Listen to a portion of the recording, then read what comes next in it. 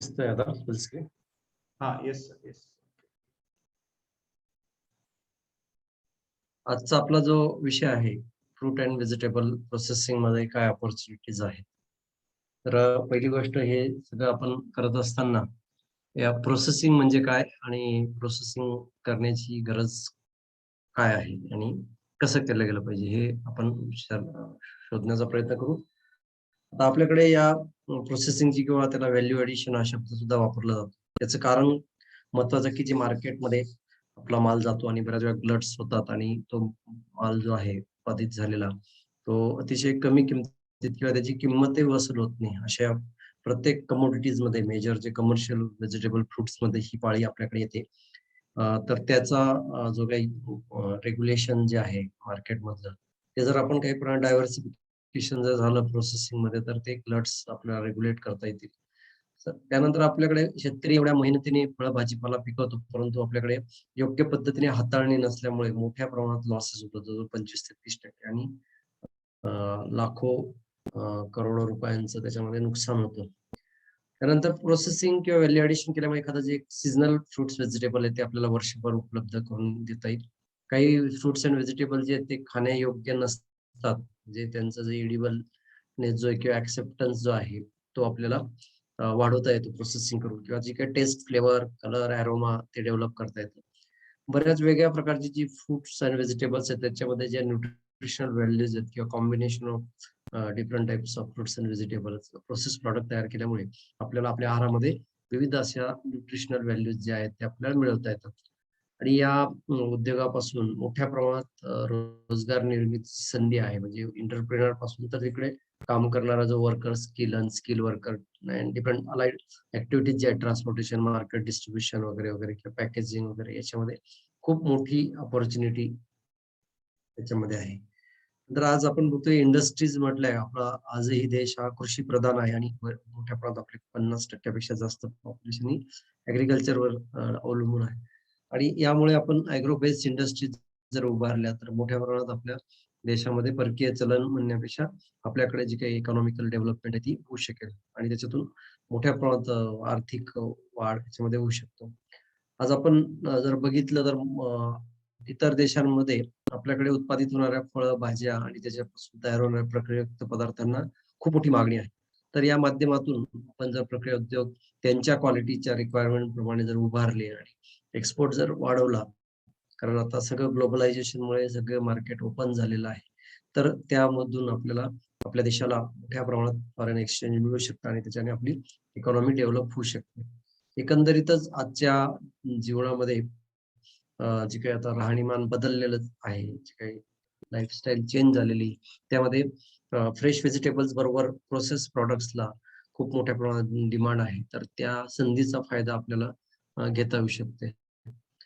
आता प्रोसेसिंग करतो म्हणजे काय, आपण की जे काही फळभाजी आहे त्याचं जे सेल्फ लाईफ आहे, म्हणजे साधं फळभाजी व्यवस्थित क्लीन ग्रेड पॅक करून आणि ते स्टोअर करून तिचं सामान्य लाईफ जे असेल 2-3 दिवसाचं किंवा 7-8 दिवसाचं, ते आपण दुपटीने ते वाढवू शकतो. तर ही एक प्रोसेस जी आहे ती म्हणजे त्याचं जे जीवनमूल्य आहे किंवा त्याचं जे सेल्फ लाईफ आहे ते वाढवणं. आणि काही प्रमाणात प्रोसेसिंग करून आपण एवढ्या प्रमाणात त्याचं सेल्फ लाईफ वाढवू शकतो, की तो प्रॉडक्ट आपल्याला इनडायरेक्टली प्रोसेस फॉर्मॅटमध्ये 6 महिन्यापेक्षा जास्त कालावधीसाठी तो आपल्याला ठेवता येतो.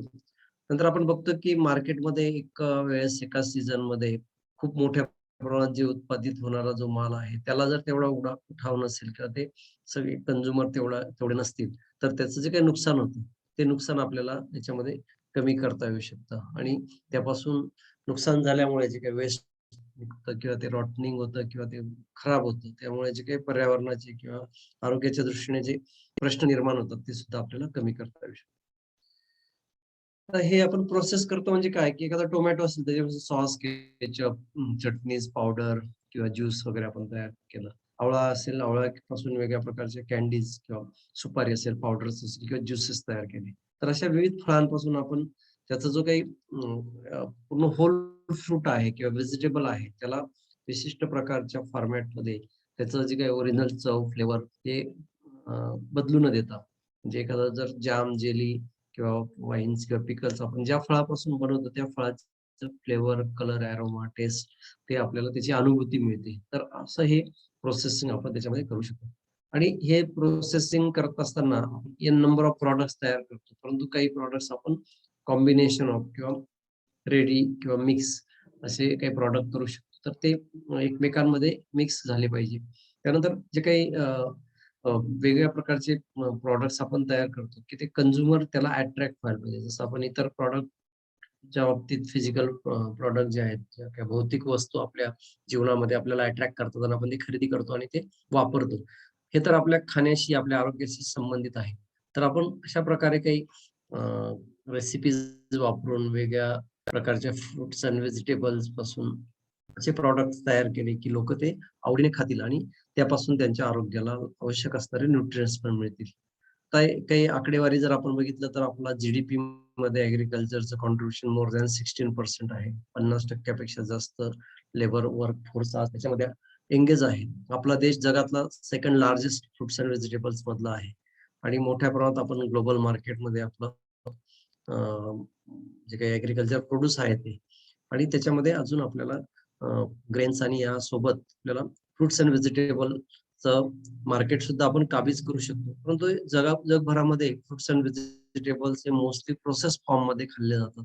तर आपल्याला या प्रोसेस करून हे फ्रुट्स अँड व्हेजिटेबलचं जे आपल्याकडे एक्सेस प्रोडक्शन होतंय किंवा जे काही एखाद्या हंगामामध्ये एखाद्या फ्रुट्स अँड व्हेजिटेबलचं जास्तीचं प्रोडक्शन होतं, त्याचं आपल्याला त्यांच्या आवडीनुसार कन्व्हर्जन करून किंवा प्रोसेस करून ते पाठवता येऊ शकतं. आज आपण बघितलं, की आपल्याकडे जे काही fruits and vegetable processing industries आहेत, 48% या ऑर्गनाइज्ड आणि अनऑर्गनाइज्ड सेक्टर्समध्ये आहेत. तर हे खूप अ, विखुरलेलं क्षेत्र आहे. प्रत्येक जण प्रत्येक आपल्या पद्धतीने ते करत असतं किंवा आपल्याकडची जी काही प्रोसेसिंग इंडस्ट्री खूप मोठ्या प्रमाणात कॉटेज बेस्ड आहे. म्हणजे स्मॉल स्केलवर आहे. तर ती कमर्शियलाइज होऊ शकत नाही. ठराविक पॉकेटमध्येच ती तिचं मार्केटिंग आहे. तर हे आपल्याला परंतु आता आपण बघतोय, की काही प्रॉडक्ट्स आहेत ते पूर्ण ग्लोबलायझेशन त्याचं झालेलं सुद्धा आपल्याला दिसू शकते. याच्यातून मोठ्या प्रमाणात जर इन्व्हेस्टमेंट केली आणि खूप मोठ्या प्रमाणात त्याच्यातून डायरेक्ट आणि इनडायरेक्ट एम्प्लॉयमेंट जनरेशन होऊ शकतं. आणि सर्वात महत्त्वाचं जे काही आपल्याकडे 25-30% वेस्ट होतं किंवा जे काही एक्सेस प्रोडक्शन झाल्यामुळे ते फेकून द्यावं लागतं किंवा आपल्याकडे जे पोस्ट हार्वेस्ट मॅनेजमेंटचे जे प्रॅक्टिसेस आहेत, म्हणजे त्याचं start from harvesting to storage याच्यामध्ये ज्या काही गॅप्स आहेत त्या आपल्याला कशा भरता येतील आणि त्याच्याने आपलं वेस्टेज कमी करता येईल हे सुद्धा एक पार्ट ऑफ द प्रोसेसिंग आहे. आज आपण बघतोय की गव्हर्नमेंट सेंट्रल मिनिस्ट्री असेल किंवा गव्हर्नमेंट असेल, तर त्याच्यामध्ये शेतकऱ्यांचं उत्पन्न दुप्पट करण्यासाठी मोठ्या प्रमाणात प्रयत्न करते. तर ते फक्त उत्पादकता वाढून किंवा उत्पन्न वाढून ते होणार नाही. तर त्याचं व्हॅल्यू एडिशन कसं करता येईल, की ज्याच्यातून त्यांना अधिकचा पैसा त्याच्यामध्ये मिळू शकतील. तर या ज्या इश्यूज आहेत, तर त्यावर सुद्धा खूप काम करण्याची गरज आहे. आज आपल्याकडे क्लायमेट चेंज किंवा याच्यामुळे मोठ्या प्रमाणात नुकसान होतं. तर शेतकऱ्यांना फायनान्शियल क्रेडिट फॅसिलिटीज अवेलेबल नाहीत किंवा ॲग्रीकल्चरमध्ये इन्व्हेस्टमेंट करताना लोकं विचार करतायत, तर त्याच्यामध्ये जास्तीत जास्त इन्व्हेस्टमेंट कसं येईल? त्यानंतर आपल्याकडे मेकॅनायझेशन आणि जे काही नवीन टेक्नॉलॉजीचा वापर जो ॲग्रीकल्चरमध्ये पाहिजे तो त्या प्रमाणात वाढवण्याची गरज आहे. कारण आज लेबर फोर्स मोठ्या प्रमाणात उपलब्ध असून सुद्धा आपल्याकडे त्याची जी प्रोडक्शन कॉस्ट आहे ही मेजर 30% ही लेबरवरच खर्च होते. तर मेकॅनायझेशन करून आपल्याला मोठ्या प्रमाणात जो काही खर्च आहे तो कमी करता येईल आणि उत्पादकता ही वाढवण्यासाठी मदत करता येईल. तरच ते फार्मर्सचं इन्कम हे डबलिंग याच्यामध्ये होऊ शकते आणि पोस्ट हार्वेस्ट लॉसेसला कारणीभूत असणारे जे काही वेगळे घटक आहेत, की जर मार्केट असेल किंवा वेगळ्या प्रकारच्या ज्या प्रॅक्टिसेस आहेत, फळ आणि भाजीपाला काढल्यानंतर, तर त्याच्यावर सुद्धा विचार करण्याची गरज आहे. आज जर एक्सपोर्टचा विचार केला, तर मोठ्या प्रमाणात आपल्याकडे प्रोसेस प्रॉडक्ट हे एक्सपोर्ट केलं जातं, की crores of millions of dollars आपल्याला त्याच्यापासून आउटपुट मिळतं. त्याच्यात पल्प इंडस्ट्रीचा फार मोठा वाटा आहे. नंतर काही फ्रेश फ्रुट्स, व्हेजिटेबल्स, पिकल्स फॉर्मॅटमध्ये म्हणजे कॅनिंग करून किंवा बॉटलिंग करून पाठवलं जातं. नंतर फ्रुट्स, ज्यूस आणि नट्स. नंतर वेगळ्या प्रकारचे आपल्याकडे काही जे आयटम्स आहेत other than fruits and vegetable किंवा त्यापासून बनणारे वेगळे बेव्हरेजेस आहेत. तर याला खूप मोठ्या प्रमाणात मार्केट आहे. हॉर्टिकल्चर पर्टिक्युलरली फ्रुट्स अँड व्हेजिटेबलचा जर विचार केला तर आपल्याकडे आधुनिक तंत्रज्ञान, वेगळं रिसर्च, इरिगेशन फॅसिलिटीजची उपलब्ध जर बघितली, तर दरवर्षी जे काही एरिया आहे हेक्टरेज मध्ये जर आपण बघितलं तो वाढताना आपल्याला दिसतं आणि उत्पादकता सुद्धा वाढलेली. तर हे जे काही उत्पादित होणारे फ्रुट्स अँड व्हेजिटेबल्स आहेत त्याच्यात फ्रुट्सचा 30% वाटा आहे, व्हेजिटेबलचा जो 60 म्हणजे हे दोन्ही मिळून जवळजवळ 90% फ्रुट्स अँड व्हेजिटेबलचा वाटा आहे. तर याचं व्हॅल्यू ॲडिशन करणं खूप गरजेचं आहे आणि हे खूप पेरिशेबल आहे. 80 to 90% मॉइश्चर फ्रुट्स अँड व्हेजिटेबल्समध्ये असतं. त्यामुळे त्याला जेवढं लवकर त्याला प्रोसेस करता येईल, तेवढं त्याचं शेल्फ लाईफ याच्यामध्ये वाढू शकतो. हां, जे आपल्याकडे उत्पादकता वाढत चाललेली आहे, त्या उत्पादकतेचं आपल्याला कसं व्हॅल्यू ॲडिशन याच्यामध्ये वाढवता येईल आणि आपल्याला मोठ्या प्रमाणात उत्पादन मिळू शकेल. पर्टिक्युलरली काही फ्रुट्स जर आपण बघितले ओनियन, पोटॅटो, टोमॅटो, ब्रिंजल किंवा फ्रुट्समध्ये मँगो, सिट्रस, बनाना, ॲपल याचा एरिया आणि प्रोडक्शन आणि आधुनिक तंत्रज्ञान इरिगेशन सिस्टम्समुळे याची उत्पादकता वाढताना आपल्याला दिसते आहे. तर हा जो ग्राफ जर आपण बघितलाय व्हेजिटेबल आणि फ्रुटचा वाढताना दिसतोय, पण त्या प्रमाणात त्याचं व्हॅल्यू ॲडिशन किंवा प्रोसेसिंग होताना दिसत नाही. फूड ग्रेनचा जर विचार केला तर फ्रुट्स अँड व्हेजिटेबल्स हे शेतकऱ्यांना हमखास उत्पादन देणारं क्षेत्र आहे आणि पेरेनियल क्रॉप्स बऱ्यापैकी आहेत फ्रुट्समध्ये, की जे एकदा लावले की पुढील 10-5 वर्षापर्यंत उत्पादन मिळू शकतं. तर हे याचं जे काही राईज आहे किंवा जो काही उत्पादकता वाढते त्याचं व्हॅल्यू ॲडिशनमध्ये आपल्याला कन्व्हर्ट करता येईल. आजच्या घडीला आपण जर स्टेटस बघितलं तर फक्त 2% च्या आसपास आपल्याकडे प्रोसेसिंग केलं जातं आणि त्याच्यामध्ये लेस दॅन 4% ऑफ टोटल फ्रुट्स जे आपल्याकडे उत्पादित होतात त्याचं प्रोसेसिंग होतं. मोठ्या प्रमाणात आपल्याकडे फ्रूट प्रोसेसिंग इंडस्ट्रीज आहेत, परंतु त्याच्यामध्ये अजूनही तेवढा प्रोसेसिंग होत नाही.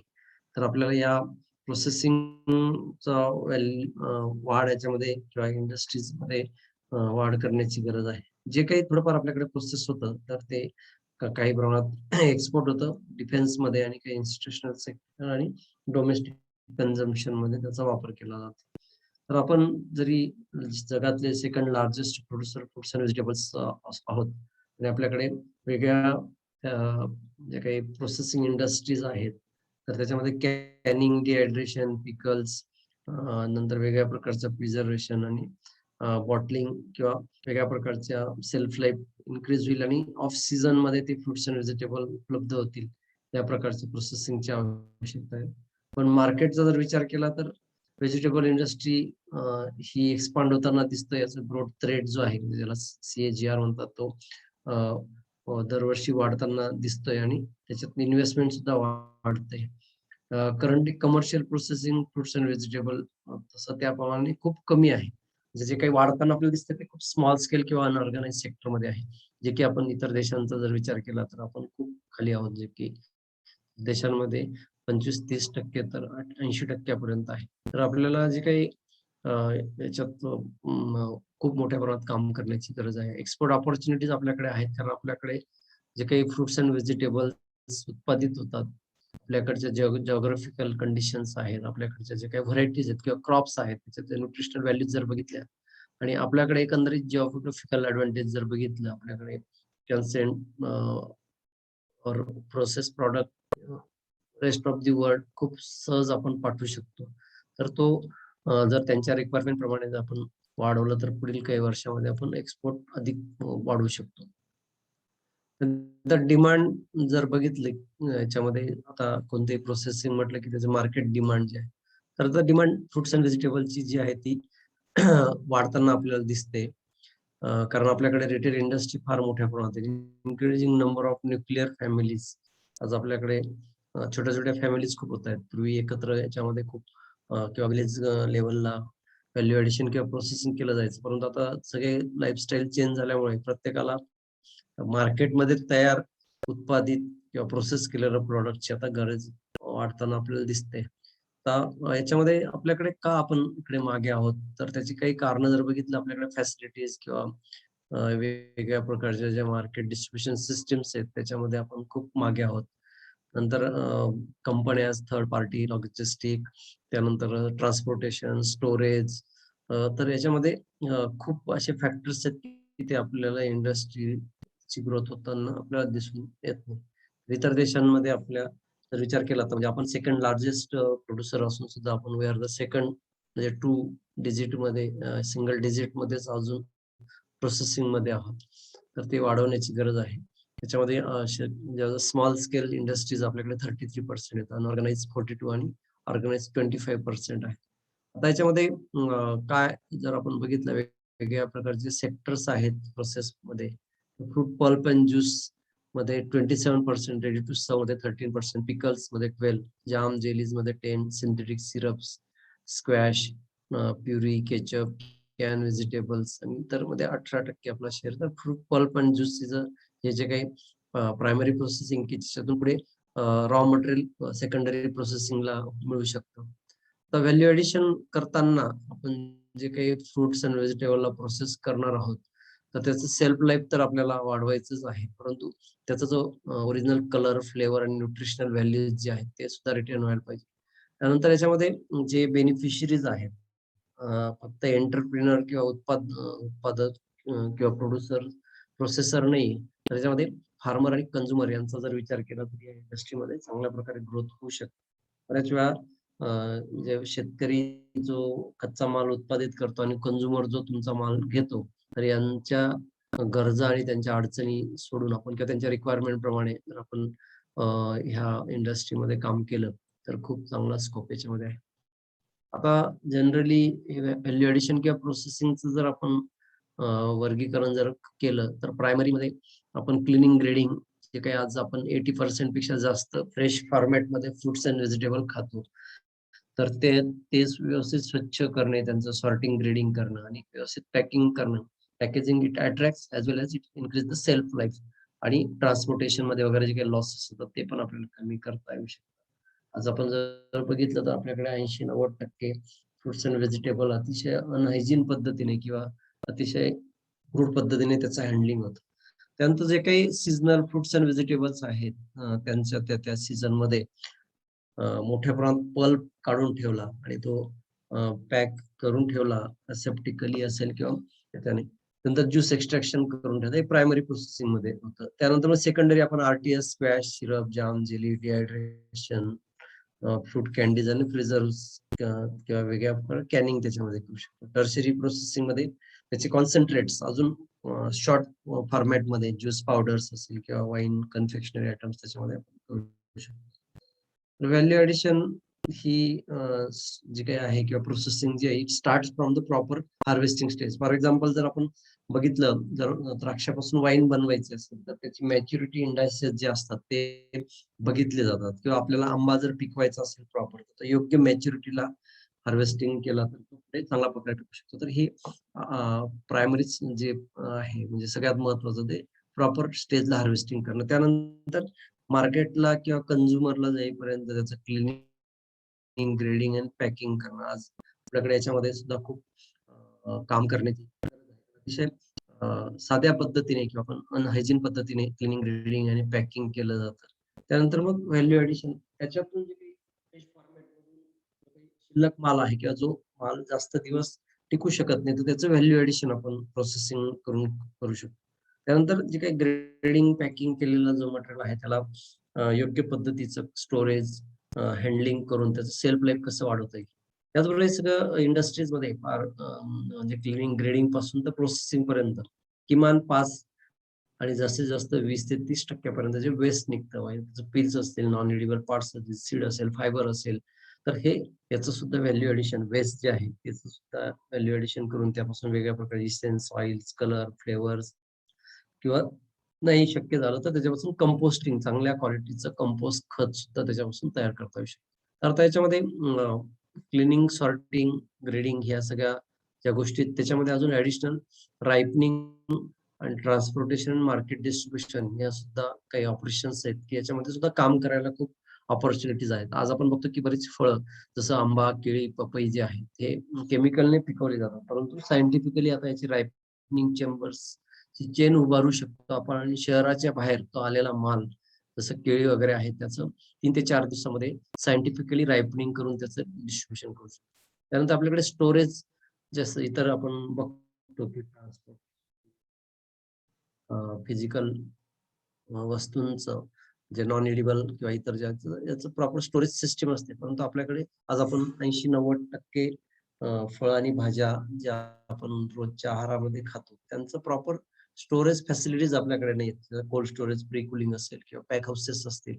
तर ट्रान्सपोर्टेशन फॅसिलिटीजमध्ये सुद्धा खूप काम करण्याची गरज आहे, जी की आज आपल्याकडे इतर वस्तूंसाठी किंवा इंडस्ट्रियल प्रॉडक्टसाठी किंवा केमिकल्ससाठी वगैरे वापरले जाणारे जे काही कंटेनर्स असतील, ट्रक्स असतील, वॅगन्स असतील रेल्वेच्या, त्याच ॲग्रीकल्चरसाठी वापरल्या जातात. एक डेडिकेटेड ट्रान्सपोर्टेशन सिस्टम जसं की आता 2-1.5 वर्षापासून आता आपल्याकडे हॉर्टिकल्चर ट्रेन सुरू झालेली आहे. जे मेजर व्हेजिटेबल फ्रुट्स प्रोड्युसिंग जे पॉकेट्स आहेत तिथून ज्या पॉकेट्समध्ये मार्केट फॉर एक्झाम्पल नाशिकवरून खूप मोठ्या प्रमाणात आता एक दिवसाआड जवळ-जवळ 300-150 ते 300 टनापर्यंतचं फ्रुट्स एंड व्हेजिटेबल हे नॉर्थ इंडियामध्ये पाठवलं जातं. बिहार, उत्तर प्रदेशमध्ये. तर अशा या ट्रान्सपोर्टेशनमध्ये सुद्धा काम करायचं. तर याच्यासाठी लागणारे फॅसिलिटेटर्स, एंटरप्रेन्योर्स जे आहेत, की जे लॉजिस्टिकमध्ये काम करू शकतात किंवा त्याच्यामध्ये रेफर व्हॅन्स वगैरे आहेत. याच्यामध्ये आपल्याला इतर मालवाहतुकीसाठी ट्रक, टेम्पो तर सहज मिळतो, परंतु पेरिशेबल आयटमसाठी अशा प्रकारच्या एजन्सीज खूप कमी आहेत. आणि मार्केट डिस्ट्रिब्युशनमध्ये मार्केट हा खूप सर्वात महत्त्वाचा पार्ट आहे, की तुमचा प्रॉडक्ट किती चांगला असेल, परंतु तुमची जर मार्केटिंग सिस्टम प्रॉपर नसेल, तो ग्राहकांपर्यंत पोहोचू शकत नसेल, तर त्याच्यातही आपण काम करू शकतो. तर आज आपण जर बघितलं क्लीनिंग, ग्रेडिंग, सॉर्टिंग हे आपल्याला अतिशय सोपं वाटत असलं, परंतु आपण जर ग्रेडिंग, क्लीनिंग, पॅकिंग आज ज्या पद्धतीने केलं जातं, ते जर बघितलं, तर आपण ते फळ आणि भाज्या आपल्या आरोग्याच्या दृष्टीने किती उपयुक्त ते कळत नाही. तर छोटे-मोठे मेकॅनाइज्ड सिस्टम्स आहेत, की त्याच्यामध्ये वॉशिंग होतं, क्लीनिंग होतं, ग्रेडिंग होतं आणि काही प्रमाणात मॅन्युअली सुद्धा आपण त्याच्यामध्ये नॉट 100% फुल्ली मेकॅनाइज्ड.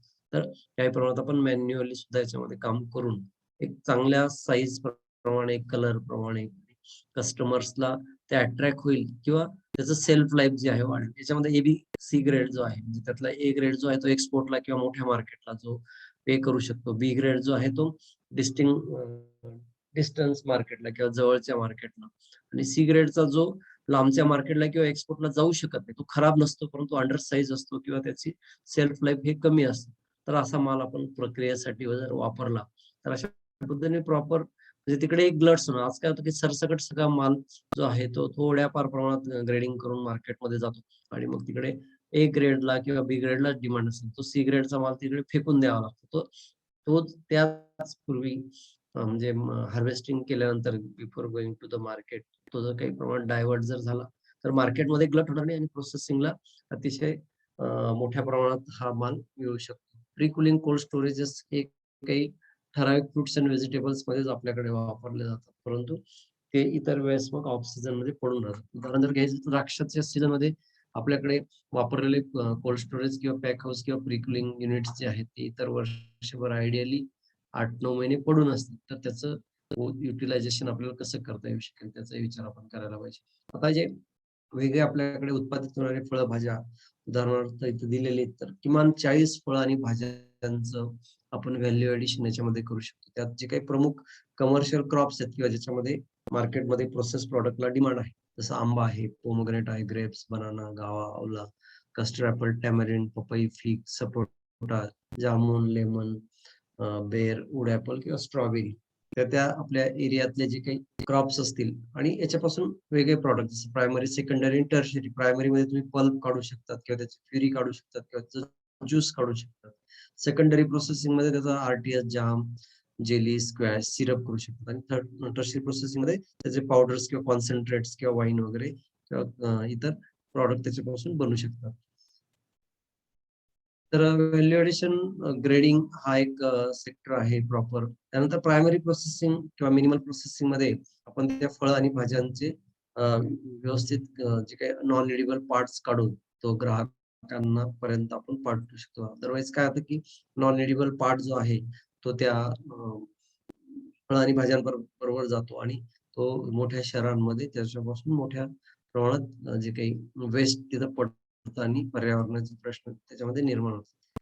त्यानंतर मिनिमल प्रोसेसिंग आता मोठ्या शहरातले जे काही ग्राहक आहेत त्यांना काही प्रमाणात निवडलेला तुकडे केलेले किंवा क्यूब्स रेडी टू कुक म्हणूया आपण, की ते पाकीट उघडलं की लगेच त्याची भाजी करता येईल. पर्टिक्युलरली काही सॅलड पर्पज जे फ्रुट्स आहेत, की ते त्यांना कट पीसेसमध्ये किंवा रेडी टू कुक फॉर्मॅटमध्ये. हे केल्यामुळे काय होईल, की याच्यासोबत जो 10-20% वेस्ट जे शहरी भागामध्ये जातं आणि पर्यावरणाचे प्रश्न निर्माण होतात. कारण ते डंपिंग होतं, तर ते सुद्धा याच्यामध्ये कमी होऊ शकेल आणि मोठ्या प्रमाणात त्याच्यामध्ये रोजगाराची संधी. त्याच्यात काही टेक्निकल ज्या गोष्टी आहेत, त्या आपल्याला समजून घेणं गरजेचं आहे. कारण कट केलेला फ्रुट्स आणि व्हेजिटेबल त्याचं शेल्फ लाईफ अजून कमी होतं. तर ते प्रॉपर त्याचं पॅकेजिंग आणि स्टोरेज आणि डिस्ट्रिब्युशन सिस्टममध्ये काम करण्याची गरज आहे. तेवढं त्याच्यामध्ये आहे.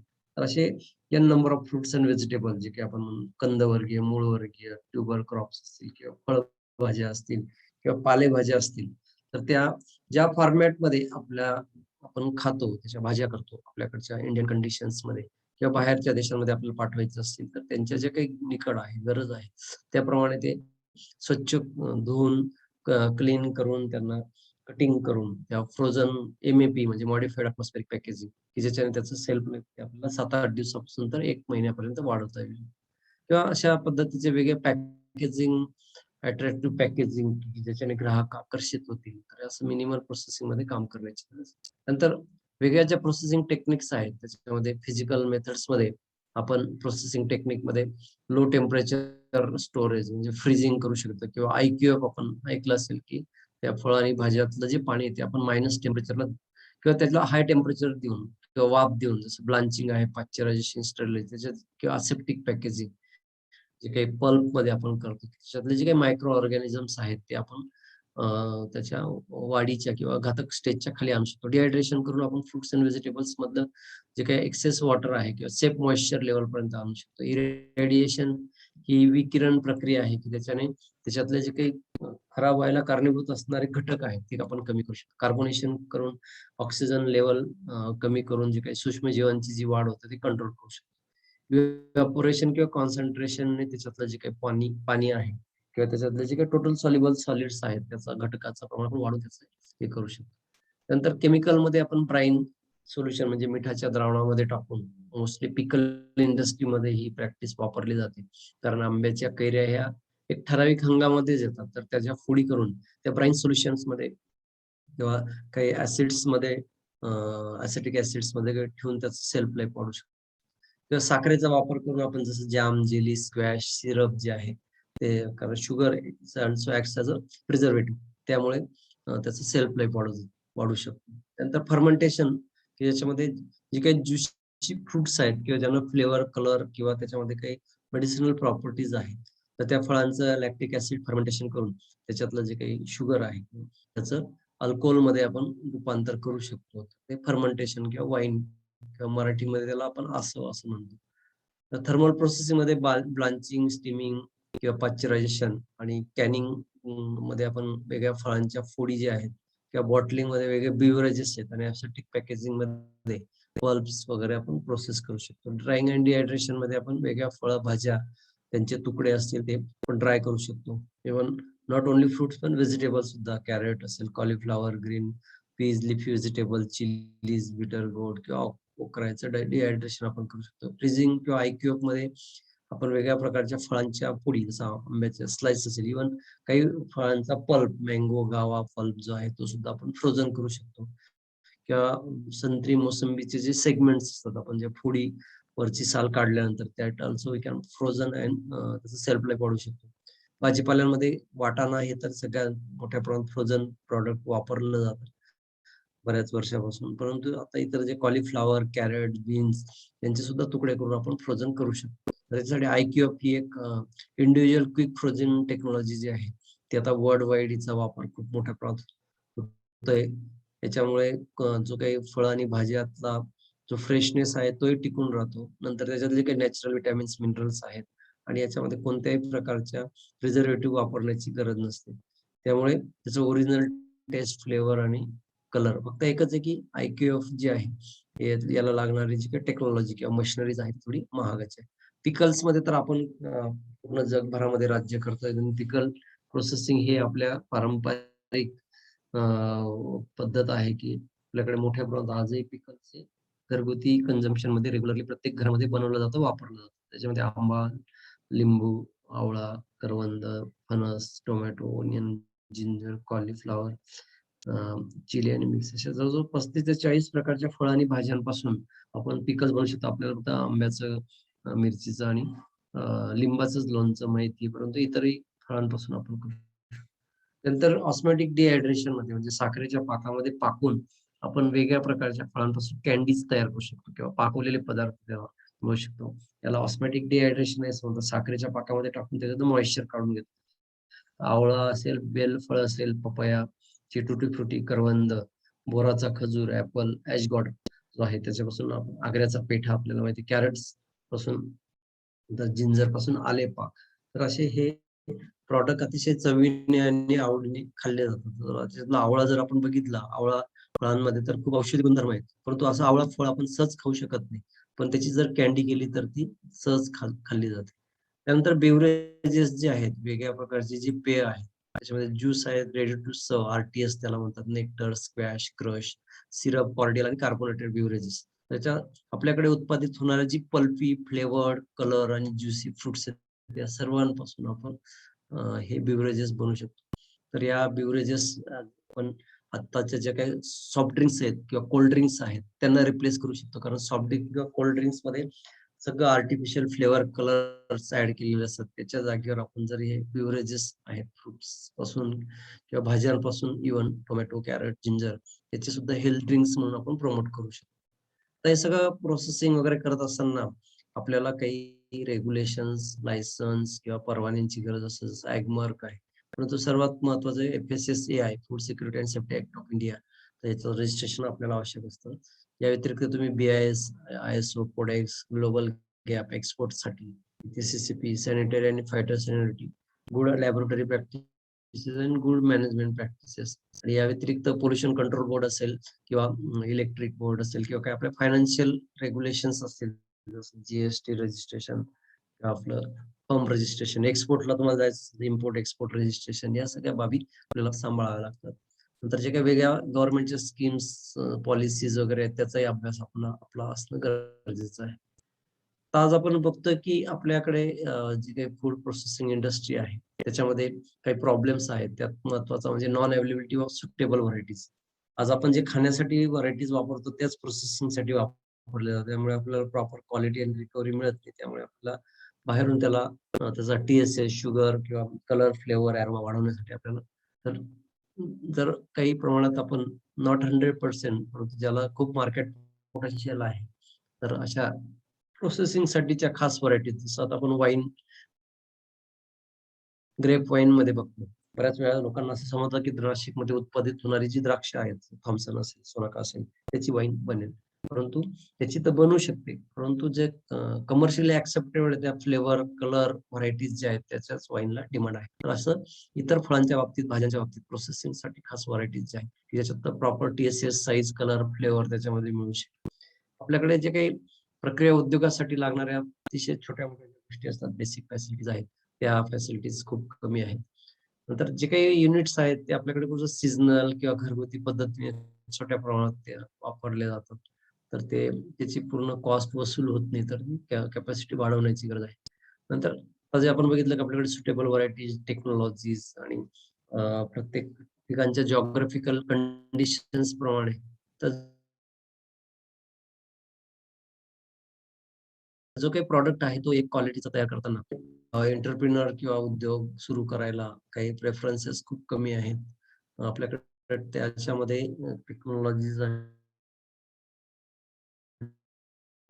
इक्विपमेंटचा वापर सुद्धा खूप मर्यादित आहे. आपल्याकडचे वेगळ्या प्रकारचे कायदे कानून जे आहेत किंवा टॅक्सेशन स्ट्रक्चर आहे, त्याच्यामध्ये सुद्धा खूप वेळा ही इंडस्ट्री अडकून जाते. परंतु आता गेली 10 वर्षापासून आपण बघतो की बरेच ज्याचे जे काही 75-80 परवाने होते, तिथं जवळ 35 ते 40 पर्यंत किंवा त्यापेक्षा कमी केलेलं आहे. आपल्याकडे जे काही प्रोसेस प्रॉडक्ट आहे ते खाण्याची किंवा त्याची डिमांड ही डोमेस्टिक मार्केटला खूप कमी आहे.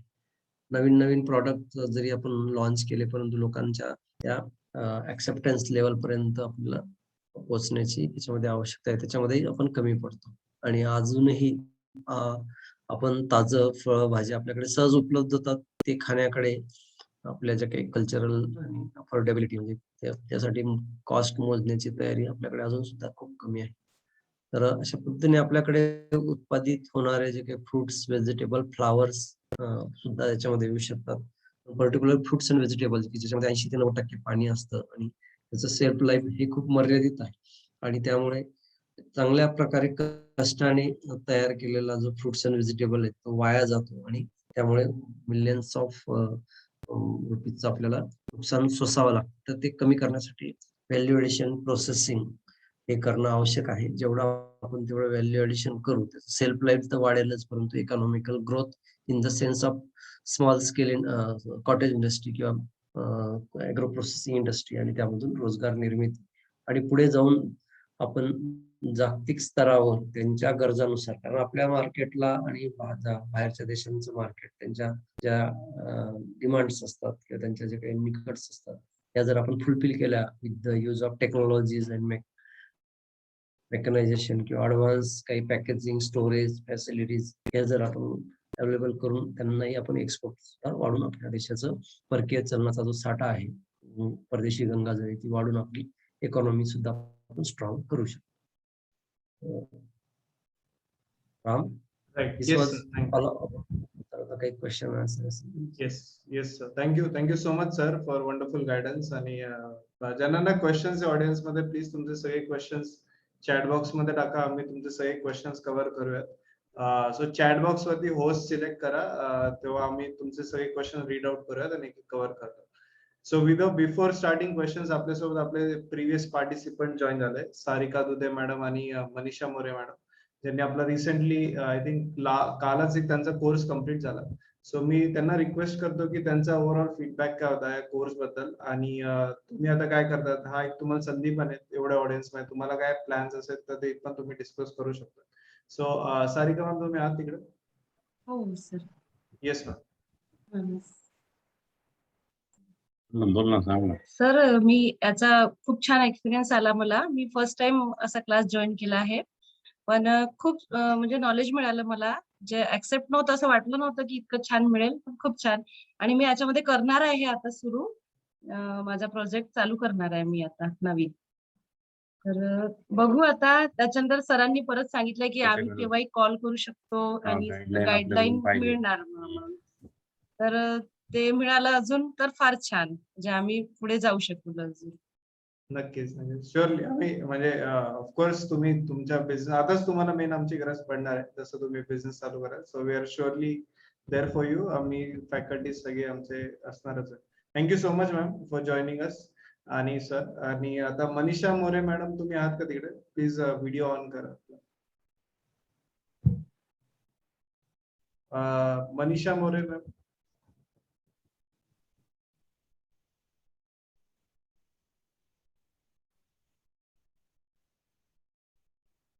ओके.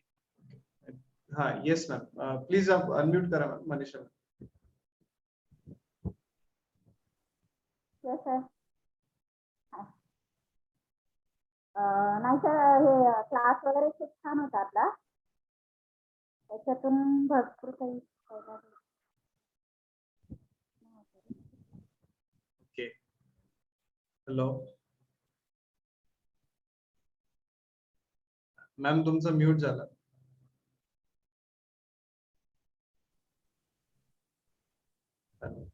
हॅलो. हा मॅम, येस, कंटिन्यू करा प्लीज. तर सर, म्हणजे बरंच काही असं शिकायला भेटलं की आपल्याला त्याच्यातल्या काही बऱ्याचशा गोष्टी माहित नव्हत्या, तरी त्या म्हणजे सरांनी व्यवस्थित चांगल्या पद्धतीने शिकवलं. म्हणजे हा क्लास ज्याने केलं तर बिझनेस मध्ये कधी मागे राहू शकत नाही. खूप चांगलं, म्हणजे त्यांनी चांगल्या पद्धतीने शिकवलं आणि पुढे जाण्यासाठी खूप काही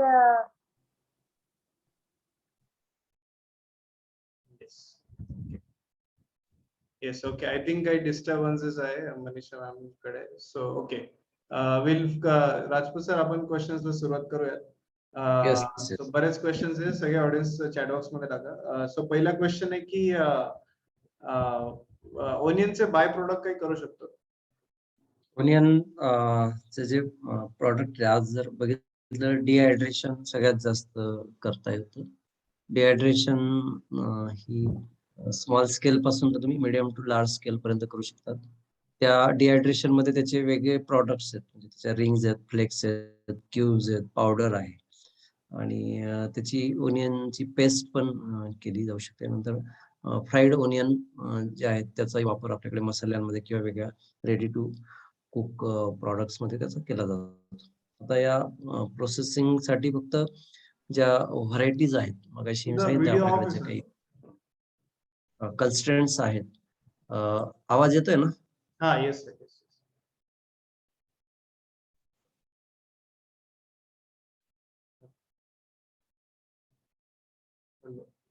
झालं का? येस. हा, येस. तर आपल्याकडे ओनियनच्या ज्या काही व्हरायटीज आहेत, ज्याच्यापासून चांगल्या प्रकारचं डिहायड्रेटेड प्रोडक्ट पर्टिक्युलरली आज एक्सपोर्टला किंवा बाहेरच्या मार्केटमध्ये किंवा आज कमर्शियल मार्केटमध्ये व्हाईट ओनियन जो आहे त्याच्या प्रोसेसिंगला जास्त डिमांड आहे. त्यानंतर मग कांदा, लाल कांदा जो आहे त्याचा वापर केला जातो. ओनियन डिहायड्रेशन हे करू शकतो. त्यानंतर फ्रेश एक्सपोर्टला सुद्धा आपल्याकडे डिमांड आहे. प्रॉपर ग्रेडिंग, पॅकिंग, क्लिनिंग करून आपल्या ज्या एशियन कंट्रीज आहेत किंवा मिडल ईस्ट पर्यंत आपण एक्सपोर्ट सुद्धा करू शकतो. Right, okay. पुढचं आहे की मँगो वरती काय करता येईल, म्हणजे त्याचं पल्प करू शकतो का, फ्रोज करू शकतो का, किंवा एक्सपोर्ट करू शकतो? मँगो हे असं फळ आहे की त्याला आपण फळांचा राजाच म्हणतो. तो फ्रेश फॉर्मॅटमध्ये म्हणजे योग्य परिपक्वतेला काढून तो आपल्या डोमेस्टिक मार्केटला, मोठ्या मार्केटला आणि एक्सपोर्ट मार्केटला सुद्धा आपण पाठवू शकतो. फक्त एक्सपोर्टला जर तुम्हाला आंबा पाठवायचा असेल तर तो त्याचे साईज आणि कलर आणि व्हरायटीज आहेत त्याप्रमाणेच तो पाठवावा लागतो. त्यानंतर त्याच्यामध्ये काही प्रायमरी प्रोसेसिंग करावं लागतं. जसं की अमेरिकेला, युरोपला जर आपल्याला पाठवायचं असेल तर त्याला इरेडिएशन ट्रीटमेंट करावी लागते आणि जपानला वगैरे पाठवायचं असेल तर त्याला वेपर हीट ट्रीटमेंट केली जाते आणि ती पूर्ण कूल चेन मधून तो आंबा तिथपर्यंत आपल्याला पाठवावा लागतो. नंतर त्याच्यापासून पल्प पासून तर त्याची आंबा पोळी जी आहे आणि आंब्याचा पल्पचे सुद्धा मिल्क इंडस्ट्री, कन्फेक्शनरी इंडस्ट्रीज किंवा बेकरी इंडस्ट्रीज मध्ये त्याचा वापर केले जातात. बिव्हरेजेस मध्ये सर्वात जास्त बिव्हरेजेस हे आंब्यापासून, जाम, जेली, स्क्वॅश हे सगळं काही आंब्यापासून बनवला जाऊ शकतो. प्रायमरी प्रोसेसिंग त्या सीझन मध्ये जर आपण पल्प प्रोसेस करून ठेवला तर आपण वर्षभर सेकंडरी आणि टर्शरी प्रोसेसिंग प्रॉडक्ट आंब्यापासून बनवू शकतो. ओके. पुढचा प्रश्न आहे की होममेड आपण डिहायड्रेशन करू शकतो? Yes, yes. डिहायड्रेशन इंडस्ट्री अजूनही आपल्याकडे ओनियन जर सोडली तर इतर बाबतीत स्मॉल स्केल किंवा होम स्केललाच आहे. होम स्केल म्हणजे की एकदम छोट्या जागेत जर आपल्याला करायचं असेल तर आपल्याला ड्रायर त्याला फक्त लागतं. बाकीचं कटिंग, क्लिनिंग आपण मॅन्युअली सुद्धा करू शकतो. तर इलेक्ट्रिकल ड्रायर्स पण मिळतात, कॅबिनेट ड्रायर्स, की ज्याची कॅपॅसिटी 3 ते 5 किलो पासून तर 10 किलो पर्यंत, 15 किलो पर्यंत किंवा तुमच्या कस्टमाइज करून तुम्ही 50-100 किलो पर्यंत सुद्धा घेऊ शकता. तुमच्याकडे अवेलेबल स्पेस आणि रॉ मटेरियल किंवा सोलर ड्रायरचा वापर करून तुमच्याकडे जर स्पेस, जे छत वगैरे असेल किंवा मोकळी जागा असेल तर सोलर ड्रायरचा पण आपण वापर करू शकतो किंवा कंडक्शन सोलर ड्रायरचा वापर करून डिहायड्रेशन हे करू शकतो. त्याला जास्त खर्च नाही. ओके. पुढचा प्रश्न आहे की एक ओव्हरऑल एक मशीन म्हणजे मल्टीपर्पज यूज करता येईल का, म्हणजे फूड प्रोसेसिंगचा प्लांट मल्टीपर्पज यूज होतो?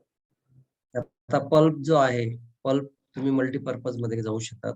एकच जर पल्पर घेतलं मल्टीपर्पज साठी तर तुम्ही त्याच्यातून आंबा, पेरू, पपई किंवा इतर फळांचा, तर सीताफळ वगैरे सारखी जी फळं आहेत त्याचा पल्पर हा वेगळा आहे. पण मल्टीपर्पज, इव्हन टोमॅटोचा सुद्धा तुम्ही प्युरी वगैरे बनवण्यासाठी त्या मल्टीपर्पज पल्परचा करू शकता. तसं ज्यूस एक्स्ट्रॅक्शन मशीन असेल, fruit and vegetable cutting machines असतील, त्याच्या फक्त डाईज वगैरे चेंज करावं लागतं. ड्रायर तुम्हाला डिहायड्रेशनला सुद्धा तुम्ही एकच मशीन, फक्त त्याचं टेम्परेचर आणि कालावधी जो आहे तो फक्त तुम्हाला बदलावा लागतो. असे बरेच प्रॉडक्ट्स आहेत किंवा जॅकेटेड किटल्स वगैरे असतात, पाश्चरायझेशन युनिट्स असतील किंवा स्टरलायझेशन युनिट्स असतील, पॅकेजिंग युनिट्स असतील, ते तुम्ही एकच वेगळ्या प्रॉडक्ट्सला वापरू शकता. ओके. पुढचा क्वेश्चन आहे की मार्केटिंग कसं करायचं, हा बऱ्याच लोकांचा प्रश्न आहे. तर मार्केटिंग मार्केटिंग कसं? आता आपण बघतो की हे जाहिरातीचं युग आहे आणि डिमांड बेस प्रोडक्शन जर आपण केलं, म्हणजे लोकांना काय आवडतं, लोकांची गरज काय आहे. आज मार्केटमध्ये काही प्रॉडक्ट आहेत परंतु त्याच्यामध्ये काही गॅप्स आहेत. त्याचं पॅकेजिंग मध्ये असेल, त्याचं हँडलिंग मध्ये असेल, त्याचं लेबलिंग मध्ये असेल किंवा त्याचं सेल्फ लाईफ किंवा त्याच्यामध्ये खूप मोठ्या प्रमाणात अनावश्यक जास्त प्रिझर्वेटिव्हचा वापर केला जातो. आजकाल आता आपण घरगुती मिसळ पासून तर सगळ्याच लोकांना आता परत आपल्या जुन्या पद्धतीकडे लोक जात आहेत. तर अशा काही रेसिपीज आहेत किंवा फॉर्म्युलेशन्स आहेत, परंतु it should be commercially with proper packaging and marketing distribution system. हे जर आपण केलं तर मार्केट प्रचंड आहे. जोपर्यंत आपण आपला प्रॉडक्ट मार्केटमध्ये आणत नाही तोपर्यंत लोकांना कळणार नाही. परंतु जे सेगमेंट जे समजा पिकल असेल तर पिकल्समध्ये किंवा पल्प असेल किंवा ज्यूस असेल तर त्याच्यामध्ये आपल्याला एकच एक प्रॉडक्ट न करता you go for the multiple product. म्हणजे तुम्ही फक्त मी आंब्याचाच पल्प काढेल आणि मग तोच पल्प मी विकेल असं न करता तुम्ही पुढचा सीझन मध्ये जी फळं येतात, भाज्या येतात तर त्याचं मल्टिपल प्रॉडक्ट मध्ये जर गेला तर मार्केट हे उपलब्ध आहे. आणि तुम्ही तयार केलेल्या मालामध्ये तुम्ही जेवढं ज्युनाईन मटेरियल लोकांना देणार, आजकाल आता हेल्थ कॉन्शियस म्हणा आणि कंझ्युमर पण खूप चोखंदळ झालेला आहे. पूर्वी ही इंडस्ट्री मागे पडायला कारण हे होतं की बऱ्याच माल प्रॅक्टिसेस याच्यामध्ये चालतात. आजकाल तसं चालत नाही. मार्केट आहे, तुम्ही ज्युनाईनली काम जर केलं तर यू कॅन ग्रो. आणि आपल्याकडे मोठ्या स्केल इंडस्ट्रीज मध्ये तुमच्याकडे मार्केट किंवा काही एक्सपोर्ट पोटेन्शियल असेल तरच गेलेलं चांगलं. स्मॉल मीडियम स्केलला तुम्हाला या सगळ्या ग्राहकांच्या सायकोलॉजी किंवा मार्केटचा अभ्यास करून त्याच्यामध्ये उतरलं किंवा you can work B to B मध्ये काम करू शकता की छोट्या मोठ्या प्रमाणात तुम्ही मोठ्या इंडस्ट्रीला किंवा मिडल इंडस्ट्रीला प्रायमरी प्रोसेस केलेला माल सुद्धा त्याच्यामध्ये देऊ शकता. असे वेगवेगळे जे चॅनल्स आहेत, डिमांड्स आहेत त्या म्हणजे सप्लाय बेस मध्ये काम केलं तर मग काम बिघडून जातं, कारण हे याच्यामध्ये रिस्क पण भरपूर असते. त्यामुळे या सगळ्या बाबींचा जर अभ्यास केला तर मार्केट उपलब्ध आहे.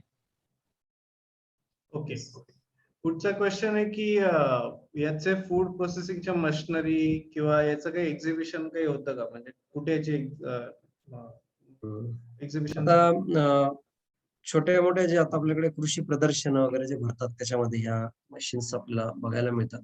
परंतु आता तसं बघायला गेलं तर लाईव्ह एक्झिबिशन्स असतात. लाईव्ह म्हणण्यापेक्षा की आज प्रत्येक मॅन्युफॅक्चरर प्रोसेसिंग इक्विपमेंट मशिनरीज बनवणार आहे, यांच्या वेबसाईट्स आहेत. जे फॉर एक्झाम्पल तुम्ही गुगलमध्ये जर गेलात तर फूड प्रोसेसिंग इंडस्ट्री किंवा पल्प प्रोसेसिंग इक्विपमेंट सप्लायर्स किंवा manufacturers in Maharashtra, in Pune, in Nashik असं जर गेला तर you will get minimum 3 to 5 or more than 10 to 50. तर त्यांच्या वेबसाईटवर जर तुम्ही गेलात तर बऱ्यापैकी तुम्हाला त्या इक्विपमेंटची माहिती मिळेल. आता काय होतं की बऱ्याच वेळा ते त्या क्षेत्रातले आपण नसल्यामुळे आपल्याला त्याच्यातलं काही टेक्निकल गोष्टी समजत नाही. तर त्यांचे काही हेल्पलाईन नंबर्स पण असतात किंवा त्यांच्या काही सर्व्हिसेस पण असतात. ते त्यांच्या कॉन्टॅक्टला तुम्ही जर गेलात, ईमेल वगैरे तुम्ही केला तर help you. Okay okay yes, thank you sir. आणि बरेच क्वेश्चन्स आहे, बट त्याच्या आधी मी काही लोकांचे कोर्स बद्दल क्वेश्चन आहे, तर मी क्विकली स्लाइड शेअर करून दाखवतो की उद्योगवर्धिनीचा जो फूड प्रोसेसिंगचा जो कोर्स आहे तो चालू होतोय 11 ऑक्टोबर पासून, म्हणजे नेक्स्ट मंडे पासून. आणि याचा 3 weeks ड्युरेशन आहे आणि फीज आहे 3600 रुपये तुम्हाला. आणि आजचा वेबिनार ज्यांनी मिस केला, ज्यांना पुन्हा बघायचं असेल तर तुम्ही इकडे आजच्या वेबिनारची रेकॉर्डिंग पुन्हा इकडे बघू शकतात. उद्या इकडे रेकॉर्डिंग अपलोड झालेली असेल.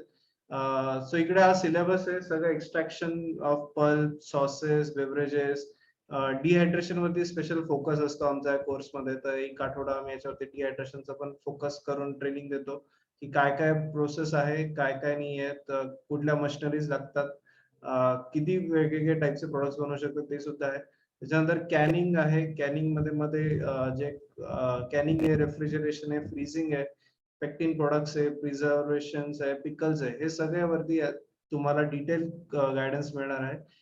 3 weeks आहे, तर पहिले 2 weeks याच्यावरती टेक्निकल्स वरती आहे, ज्याच्यामध्ये तुम्हाला कुठली मशिनरी लागते, किती खर्च लागतो, किती भांडवल असतं, त्या प्रत्येक मशिनरीचे टाइप्स कुठले आणि काय काय रेसिपीज आहे प्रत्येक विविध प्रोडक्ट्सच्या, हे सगळं तुम्हाला या 2 weeks मध्ये कव्हर होतं. आणि त्याच्यानंतर 3rd week हा आमचा बोनस वीक असतो, ज्याच्यामध्ये आम्ही तुम्हाला बिझनेस ओरिएंटेड पूर्ण इनपुट देतो.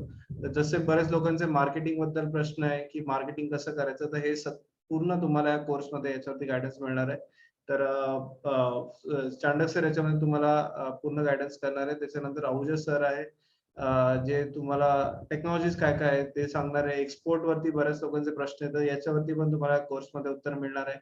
गव्हर्नमेंट स्कीम सबसिडी हा एक महत्वाचा प्रश्न असतो बऱ्याच लोकांचा. तर काय काय व्यवसाय चालू करायचा असेल तर काय काय गव्हर्नमेंटच्या स्कीम्स आहे, संधी आहे, हे सुद्धा आम्ही याच्यात कव्हर करणार आहे. तसंच प्रोडक्शन प्लॅनिंग, एक युनिट कसं चालवायचं हे याच्यावरती आमचे एक्सपर्ट आहे, मार्केटिंग कसं करायचं, मग डिजिटल मार्केटिंग असेल आणि निरुद्ध सूर्यवंशी जे आहेत जे ब्रँडिंग एक्सपर्ट आहे, 200 पेक्षा जास्त ब्रँड सोबत काम करतात, तर हे सुद्धा त्याच्यामध्ये कव्हर करणार आहे. तर हे सगळे मेंटॉर्स आहे या कोर्समध्ये, तर हे तुम्हाला गायडन्स करणार आहे. आणि तुम्हाला हा पूर्ण लाईव्ह ऑनलाईन कोर्स आहे. फक्त 30 लोकांपर्यंत मर्यादित असतो आणि 3600 रुपयाची फीज आहे आणि ऑनलाईन तुम्ही पेमेंट करून रजिस्ट्रेशन करू शकता. तसेच आमच्या कोर्सचे फीडबॅक्स हे सगळे तुम्ही आमच्या कोर्स पेज वरती इकडे बघू शकतात. बऱ्याच लोकांनी हा कोर्स केलेला आहे आणि हा लाईव्ह ऑनलाईन कोर्स आहे आणि उद्योगवर्तींच्या वेबसाईट वरती तुम्ही सगळे आमचे डिटेल्स वगैरे बघू शकतात. ओके, सो आता फर्दर बरेच क्वेश्चन्स आहे आपल्याकडे, थोडाच टाइम उरलाय, तर जे जे महत्वाचे प्रश्न आहे जे सगळ्यांसाठी कॉमन आहेत ते मी प्रश्न कव्हर करतो. ओके, सो पहिला प्रश्न आहे की काय काय लायसन्सेस लागतात या फूड प्रोसेसिंगच्या बिझनेस मध्ये यायला? मगाशी सांगितलं की FSSAI हे कंपल्सरी आहे, food safety and security act of India.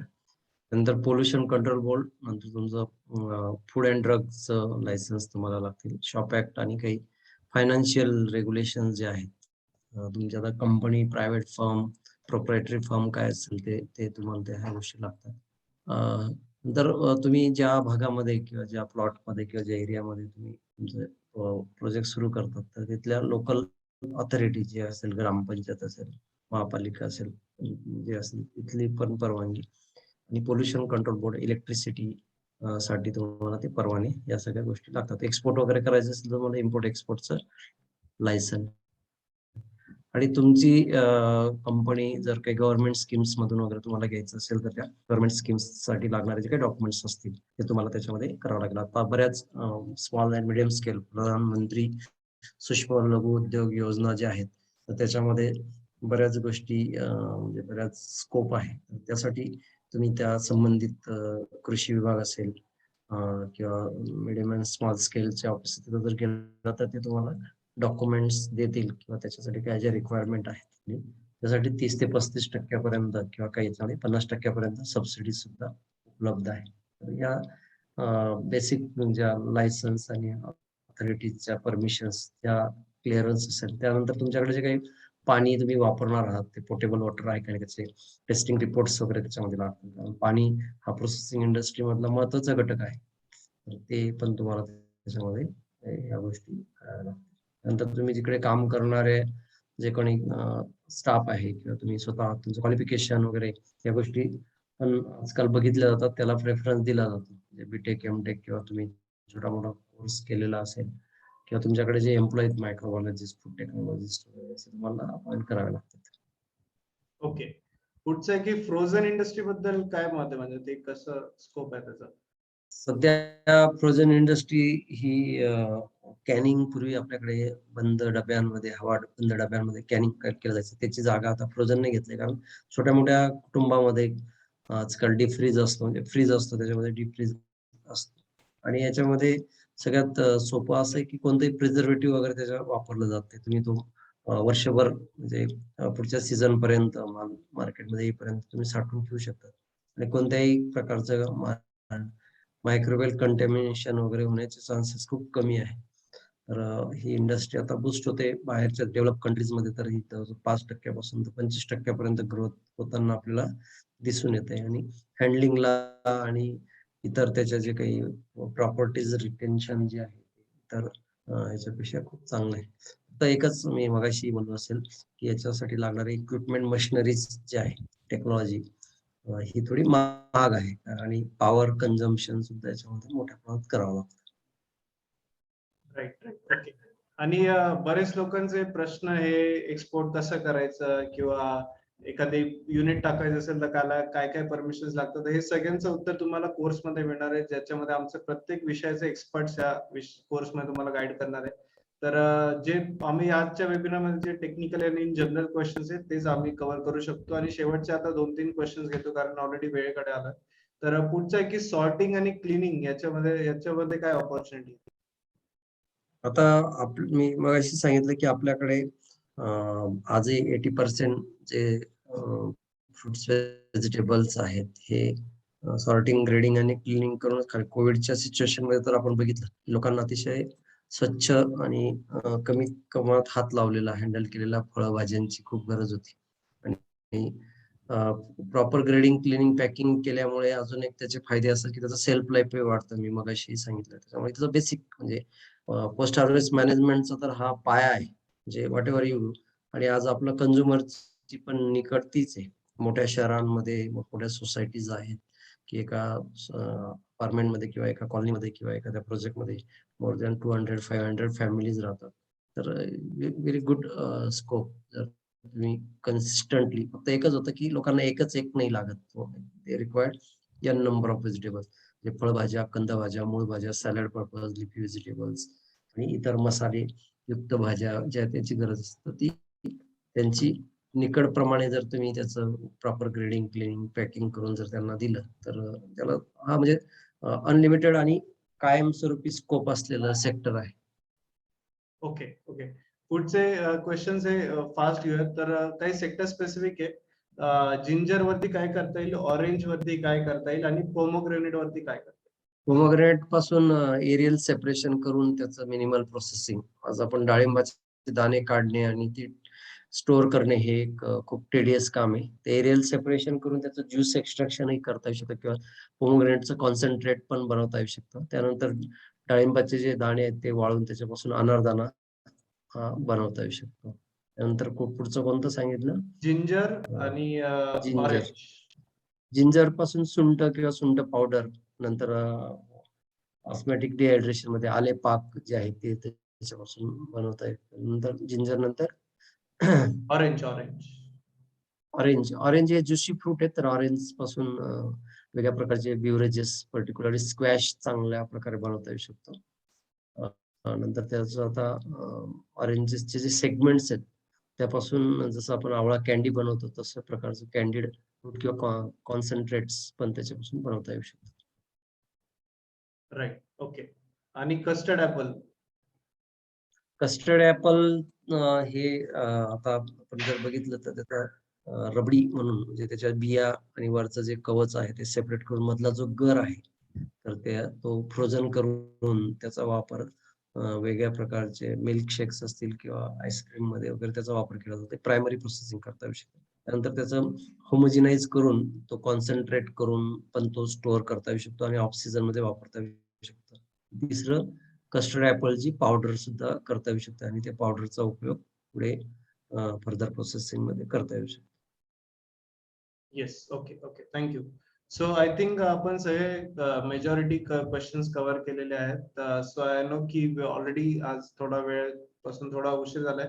But anyways thank you so much Rajput sir for wonderful guidance आणि सगळ्या ऑडियन्सचे पण वंडरफुल क्वेश्चन्स बद्दल धन्यवाद. आणि ज्यांना अजूनही क्वेश्चन्स आहे किंवा तुमचे काही क्वेश्चन्स कव्हर नसेल झालेले, स्पेसिफिक क्वेश्चन्स आहे, so you can always join the course. Rajput sir you can leave if you wish. आणि सो ज्यांना कोर्स करायचा आहे तुम्ही ऑनलाईन रजिस्ट्रेशन करू शकतात. ऑनलाईन वेबसाईट वरती आमच्या लिंक्स दिलेल्या आहे तुम्हाला, तर तिकडे ऑनलाईन रजिस्ट्रेशन करू शकतात. तसेच काही लोकांचे प्रश्न हे अजूनही होते की डिहायड्रेशन वरती स्पेसिफिक आहे का, तर तुम्ही डिहायड्रेशनचा हा पूर्ण या कोर्समध्ये पार्ट आहे. 2 वीक्स याच्यामध्ये म्हणजे 1 वीक याच्यावरती डिहायड्रेशनचं कव्हर होतं, तर तुम्ही डिहायड्रेशनचा नक्कीच या कोर्स मधून करू शकतात. तसेच काही लोकांचे फूड पॅकेजिंग ब्रँडिंग वरती प्रश्न होते.